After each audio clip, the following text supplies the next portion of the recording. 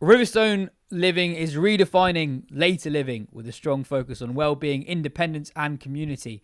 Just like in cricket, it's about preparation, balance and longevity, looking after your body, recovering well and staying sharp over the long innings. Riverstone residences support both mind and body, combining beautiful homes with exceptional well-being facilities from state-of-the-art gyms and swimming pools to spa experiences, cinemas and social spaces. It's a lifestyle designed to help you bat on for the long haul and enjoy every session along the way.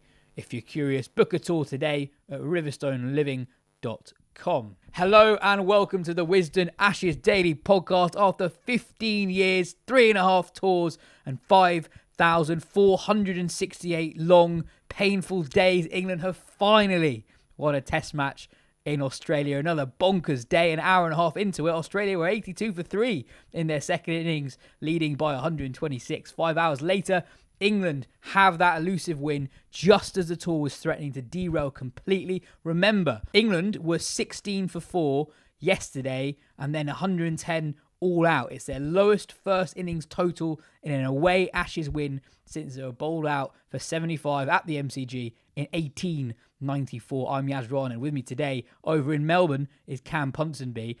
Cam, when England last won in Australia, Barack Obama was in his first term as US president. Colonel Gaddafi was still in charge in Libya. The London riots hadn't happened yet. Blackpool were in the Premier League. Glenn Chappell was months away from skippering Lancs to the county championship title. X Factor winner Matt Cardle had the UK #1 single, and Osama bin Laden was still at large. What a turnaround for England. The tour really was looking especially ugly 24 hours ago, and they did it their way. There was a batshit but ultimately very funny promotion of Bryden Cast to number 3, and they basically charged and scooped their way to the target of 175. I wasn't expecting big Osama bin Laden to get a shout out on the Wisdom Pod, but here we are. I always said it. England have won the Ashes 3-1. This was the way I always predicted it. It's our day. It's our moment, and it doesn't matter how. It doesn't matter how. It doesn't matter how you win. It matters if you win. There we go. I've been confused today, Yaz. It's been just fast forward chaotic 2-day test where for much of it I was watching in a haze of like, how is this happening again? And I'm so hardwired into just seeing England lose now that was my natural mindset of where this match was happening. As you mentioned there, Australia kind of 120, effectively 120, 130 for 3. And then when you put it in those terms, England have basically done to Australia what Australia did to England in Perth, where you're miles ahead of the game on day 2. There's only one winner in the match, and it turns out to be the other team later on the same day. I think it was really important for me to like WhatsApp a few mates who are in the stands and kind of probably a bit worse for wear at the point when England have won, to get a true sense of like the elation that was happening across the stadium, as opposed to being in the kind of hermetically sealed box watching on, kind of on stroking your chin, wondering what you're going to write. So maybe my message just being like, this is Bazball's back, baby. This is it. This is what we all came here to see. I can't believe it. I'm here for history. And you're like, yeah, you are. Like Ben Stokes and Joe Root, their first ever wins in Australia. Stokes saying afterwards how kind of they had a little wry smile and a hug with each other in the changing room after they all walked off the pitch, being like, finally, like we finally got that monkey off our back. And so yeah, it's a strange old game. Stokes himself kind of was like, it's not the best test match of all time, but maybe it's the best result of all time. England win 3-1 once again. Yeah, you could sense the relief from Stokes and Root. There's quite a sweet joint interview that they did with TNT. They played something like 30 tests between them without getting a win before today in Australia. And I guess, Cam, there'll be lots of questions about Australia. Do questions need to be asked about, were they prepared enough for this game? Could they have snuck in a warm-up game at some point during this series? They spent 3 days on the piss. I mean, we'll get to England in a bit, but as much as this win will feel sweet for England, there are a lot of similarities with that first test. As you say, 124 for 3 effectively on a really spicy pitch, but with Gus Atkinson off the field with an injury that was clearly going to rule him out of the rest of the test and probably the series. And then Cast, Tongue and Stokes run through Australia. It's a collapse of 50 for 6 at the end. But even within that, Stokes looks like he was managing a niggle too. Australia really weren't very many overs away at all from potentially turning it into quite a grim day for England. And that is a massive missed opportunity for Australia. Cam Green coming in for a fair bit of heat for the softness of his dismissal in particular, just a loose waft outside off stump. Cast was outstanding, 4 for 34. That ball to Travis Head was brilliant, sort of Ryan Harris to Alistair Cook vibes from 2013-14. But Australia should have killed the game. Well, I think there is such an advantage to batting last in these matches. On these wickets, cricketers' muscle memories are that you go out and bat in a test match and you get 300, 400 or more.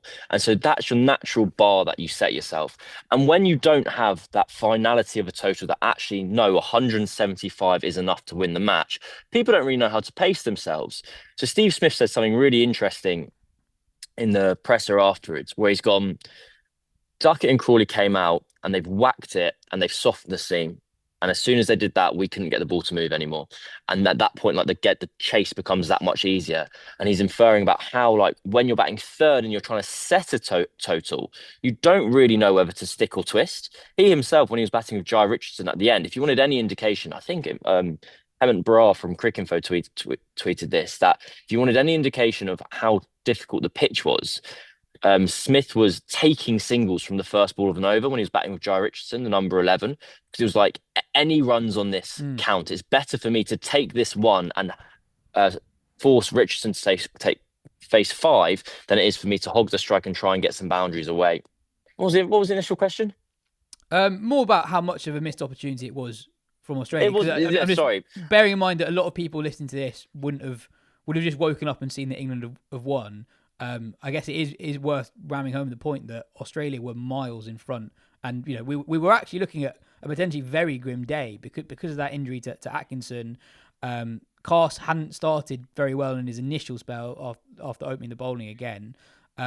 Travis Head was streaky, but it looked like he could score a third inning ton in the same way he did at Adelaide.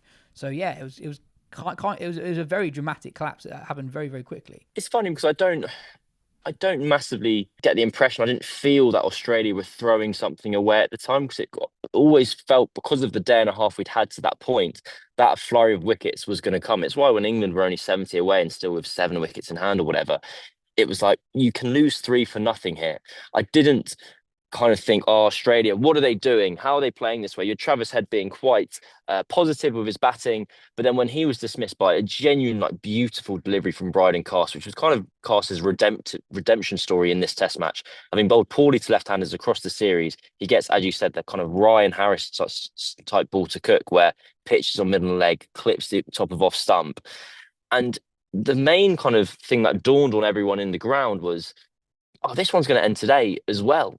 And that means if it's going to end today, it means there's a chance England can win. And that's the first time it really shifted, because we're all kind of dumb to a certain extent.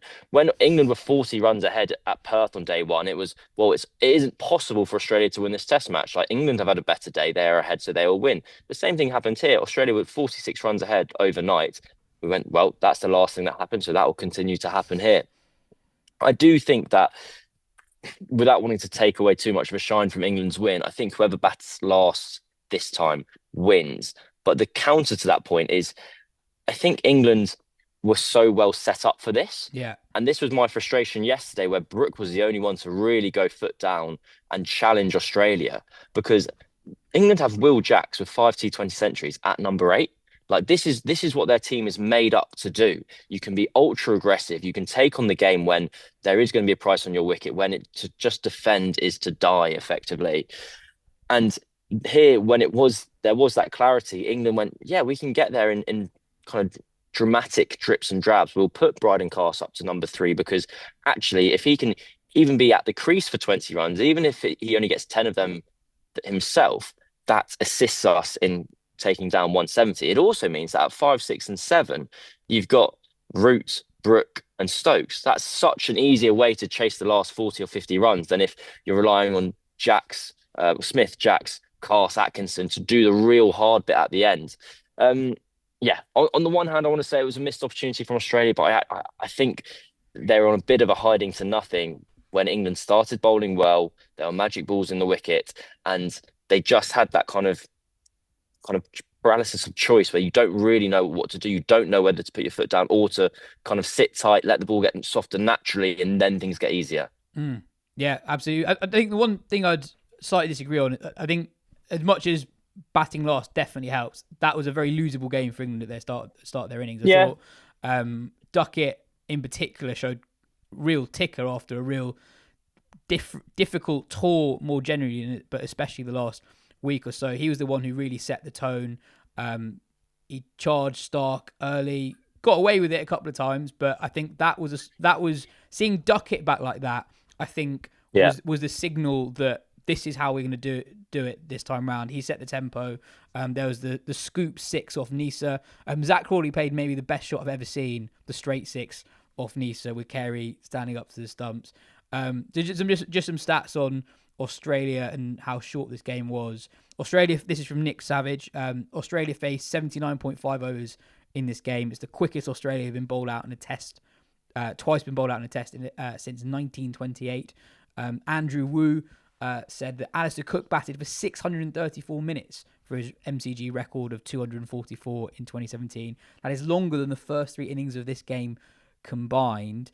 And it wasn't just Duckett. I thought Crawley batted really well as well. I think an underrated feature of England losing the first three tests is just how poor that Duckett-Crawley opening partnership has been. Remarkably, they averaged 55 as a pair this year, despite having such a poor tour together so far. When they got to 8, that made it the third highest opening stand that they put on this tour. And Jacob Ethel, I thought, was really, really good. Level-headed, he was calm. His defence was compact, unfazed by high quality and high pace bowling. I thought his was probably the innings of the day, maybe even the test. And then, yeah, we've alluded to it, but the moment of the day, by some distance for me, is when Duckett is bowled by Stark and out comes Bryden Castle at 3. At a basic level, it was just really funny, and it made me realise England haven't done consciously funny things for a while. This used to be more of a thing in the first year or two of Stokes. I think this is where my own frustration was building so much across this Ashes series. Was I hadn't been feeling like we were seeing the natural end of the Bazball story, where they've been saying the crazy things. I think Barney Ronay from The Guardian has decided, no, it's Rory Dollard has decided that as soon as England got rid of the bucket hats, that's when the results started going down. And he was like, there's a long read in there, basically. The funnier and more silly they were, the better the results. And there had been opportunities both in the first innings here and the last match where it felt tailor-made for the Bazball, the bonkers style of cricket that we've got so used to seeing so often. And then here we really lent into the kind of Nighthawk vibes of 2022, where I was like, we've got 170 on the board. We're going to be ramping the quick bowlers. Crawley's going to be hitting them over the top for 6, and we're going to send Bryden Cast out at number 3. Stokes was saying that the original plan was to send Atkinson because he was injured. He was like, well, he's only on one leg, so he can just swing, and that's a genuinely a kind of wicket we can just waste. And then Stokes had to get a tap on the shoulder to be like, well, actually, Gus can only bat at 8 because he's been off the pitch for so long. Oh, So wow. Stokes was like, oh, that was a bit silly from me. What we don't know is whether Cast would have gone out at 0 for 1 had England lost the wicket immediately. I got the impression from the way they're speaking about it that the plan has been spoken about from the beginning, from whilst England were bowling, they were trying to work out the best way around to manipulate this chase. And Cast, I think he has a massive swing and miss at his first ball. Does he charge down the track? Yeah. A lot of them did. And it was just wonderful. I was like, yes, this is the England team that I've kind of became so intoxicated with for their daft and silly ways. And we're now seeing it in its full wonder at the MCG in front of 93,000 people en route to a victory. So when I put it like that, there is a nice kind of finale there in a way which we threaten not to get at all, Mm. because I'm sure there's going to be some Australians, kind of journalists and press and public, which kind of put the asterisk next to this win. And don't get me wrong, I was kind of doing it as well for a little bit. I was like, well, it's 2 days, like it's a terrible wicket. It's all happening so quickly. It's a bit of a lottery. But like history doesn't care about caveats. Like this England team now, arrive in Sydney next week, not threatening to be whitewashed. The team that tour in 4 years' time don't arrive with the headline, "You haven't won here in 19 years." Ben Stokes and Joe Root don't have to be teased on Fox Sports commentary when they're 60 about never having won a test match in Australia. These things are in black and white for a reason. Mm. And yet we can talk about it in the bar and go, well, it wasn't a 4 day test, but when push comes to shove, England have won. And yeah, I know 20,000 Barmy Army fans here were England fans even were enjoying it Mm. greatly. The atmosphere in the ground sounded absolutely amazing all day. And yeah, on the cast promotion, I thought it made sense. It wasn't long until tea. Yeah, 100%. It's the new ball. It's not that different to having a night watchman, I thought. And also, what is Cast's use in this run chase? It could be whacking a useful 15 or 20. And he's more likely to be able to do that earlier on when it's not close to the very end of the game when the pressure's really on.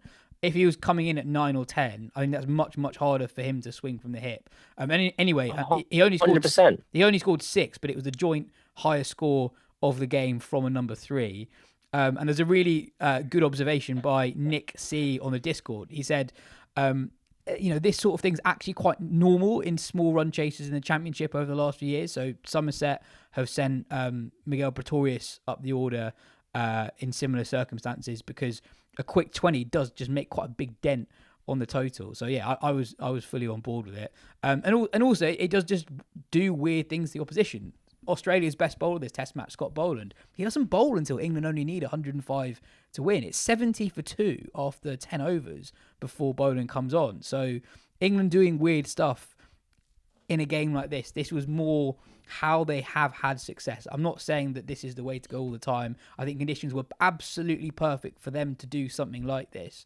Yeah. And on conditions, by the way, Alistair Cook had his theory yesterday that it would be harder to bat today than on day one.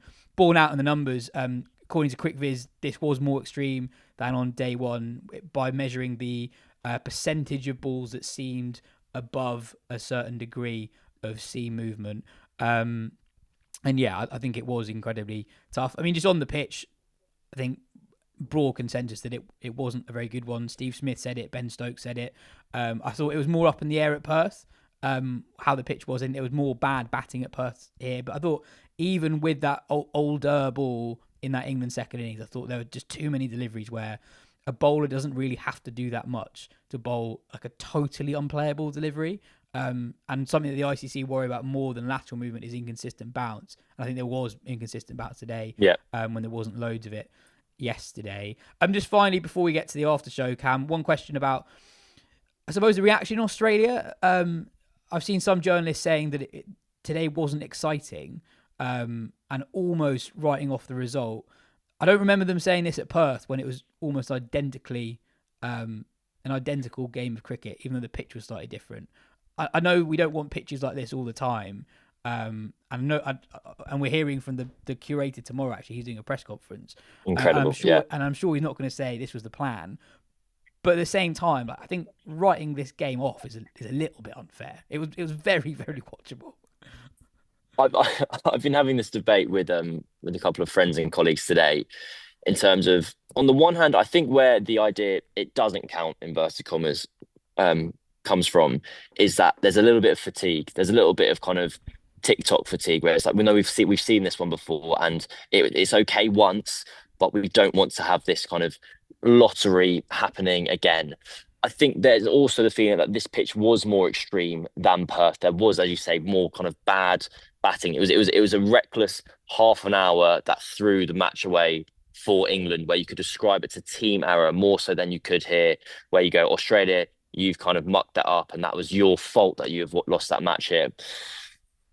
I wonder whether, as well, just the nature of the fact England did it in bits makes it different. So the Perth test, you could attribute it to an individual's genius. You could say Travis Head came out and played the lone hand, and he was the difference between these two teams. Where with England, Josh Tongue's got man of the match. Like Jacob Bethel has played like a leading role by getting 40. So there isn't that kind of type of genius where you can ascribe, okay, this makes sense why one team's beaten the other.